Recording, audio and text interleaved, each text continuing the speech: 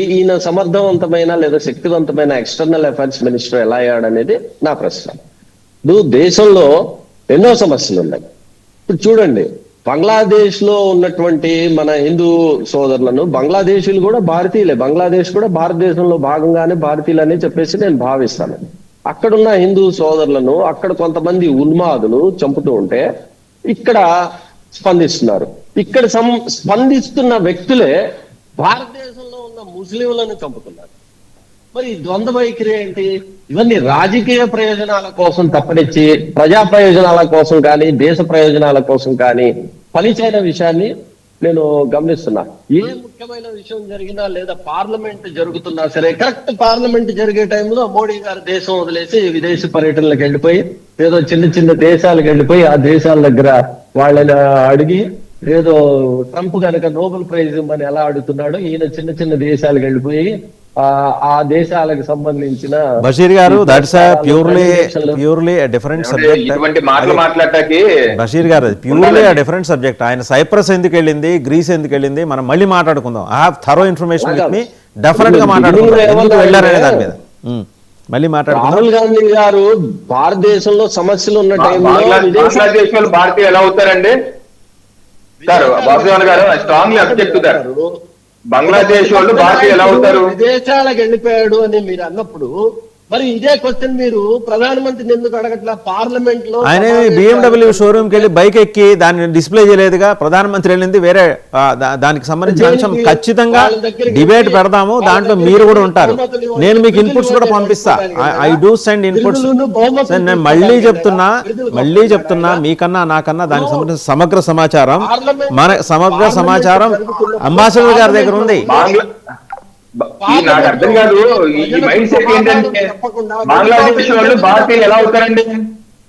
బంగ్లాదేశ్ వాళ్ళు భారతీయులు ఎలా అవుతారండి? ఈ మైండ్ సెట్ ఏంటంటే మీ వాదన ఏంటి? బీజేపీ వాళ్ళు అఖండ భారత్ తయారు చేస్తా ఉంటున్నారు. అఖండ భారత్ తయారు చేయండి. అందరికన్నా ముందు బంగ్లాదేశ్ కూడా భారతదేశంలో భాగమే, పాకిస్తాన్ కూడా బంగ్లాదేశ్ లో భాగమే, పాకిస్తాన్ బంగ్లాదేశ్ భారతదేశంలో భాగమే, అఖండ భారత్ లో భాగమే. భారతదేశం చెప్పేసి మేము ఆలోచిస్తున్నాం. మీకు అఖండ భారత్ తయారు చేయండి మీరే కదా పొద్దున్న లేచిన దగ్గర నుంచి చెప్తూ ఉంటారు కదా అఖండ భారత్ అని. అఖండ భారత్ అంటే ఏంటి? బంగ్లాదేశ్ లేదా మీరు రన్నింగ్ కామెంట్ చేయబాకండి, ఒక నిమిషం ఆగండి. మీరు మాట్లాడుతున్నంతసేపు నేను మాట్లాడలేదు. ఏం మాట్లాడుతున్నారు మీరు అర్థం చేసుకోవాలి. అఖండ భారత్ అనే మాట మీరు చెప్పారా చెప్పలేదా? అఖండ భారత్ అని చెప్పారా చెప్పలేదా? భారత్ మీ లైన్ లో వస్తే ముస్లిం లీగ్ భారతదేశాన్ని విచ్ఛిన్నం చేసిన పార్టీ. ఈ రోజు మీరు అట్లాగే ఆ ఇచ్చిన పార్టీ భారతదేశాన్ని ముస్లిం లీగ్ విచ్ఛిన్నం చేయలా, ఆర్ఎస్ఎస్ జనసంఘ విచ్ఛిన్నం చేశాయి. విజాతి సిద్ధాంతాన్ని ప్రజాపాదించింది ఎవరు? ఆర్ఎస్ఎస్ కాదా? మీరు ధీరుడు వీరుడు అని చెప్పుకుంటున్న పిరికివాడు సావర్కర్ కాదా? బ్రిటిష్ వాళ్ళ దగ్గర పెన్షన్ తీసుకున్న సావరు విజాతి సిద్ధాంతాన్ని ప్రతిపాదించింది ఎవరు? విజాతి సిద్ధాంతాన్ని ప్రతిపాదించింది ఎవరు? అది చెప్పండి. మీరు స్వాతంత్ర సమరంలో మీరు పాల్గొన్నారా? స్వాతంత్ర సమరంలో మీ భాగం ఏంటి? మీరేం చేశారు? ఆర్ఎస్ఎస్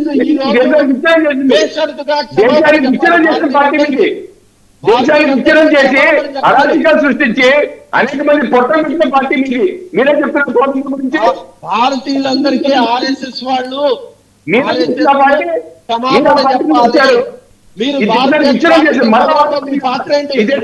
భారతదేశ స్వాతంత్ర సమరంలో మీ పాత్ర ఏంటి? మీరు ఏం చేశారు? చర్చ తప్పుదో పడుతుంది. బషీర్ గారు